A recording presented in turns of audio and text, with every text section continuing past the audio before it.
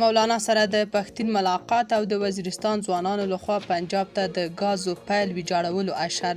جزئیات هم دلته وګورئ او چینل هم سبسکرایب کړئ. د شمالي وزیرستان څخه پنجاب ته د تیر شوي غازو پایپلاین د ایستلو لپاره د قهرجنو ځایي خلکو اشر روان دی. دغه خلک وايي پاکستاني ریاست د دوی غاز پنجاب ته وړي او د ژمنو باوجود حق نه ورکول کیږي، نو دوی هم په خپلو ځمکو تیر شوی پایپلاین نه پرېږدي.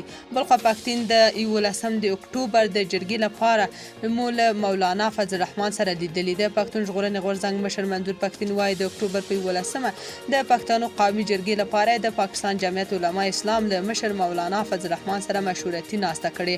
پښتون روانه اونۍ په ټولو پښتني ګوندونو غږ کړی و چې د جرګې لپاره د له خپل منځي مخالفتونو تیر شي. منظور پښتون څو ورځې مخکې د خپلې فیسبوک پاڼې له لارې له ټولو پښتني سیاسي ګوندونو وغوښتل چې د داسې لویې جرګې لپاره د له خپل منځي مخالفتونو تیر شي او د پښتنو په دغه تاریخي غونډه کې د ګډون وکړي.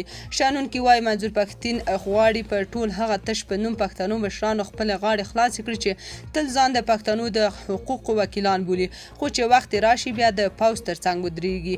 په دې وروستیو کې مولانا فضل الرحمن هم د پاکستان حکومت له ځینو رازونو پرده پورته کړې او د ولس په وړاندې د پاکستاني حکومت په تګلارو نیوکې کوي. د پښتون ژغورنې غورځنګ مشر وایي د اکتوبر په 11مه د پښتنو قومي عدالت جرګه کې به د پښتنو د هرې ولسوالۍ او هر کلي مشران ګډون ولري او بیا به دغه مشران په قومي عدالت کې د پښتنو لپاره پریکړې وکړي. تاسو په دې اړه څه نظر لرئ؟ کومنټ کې شریک او چینل هم سبسکرایب کړئ.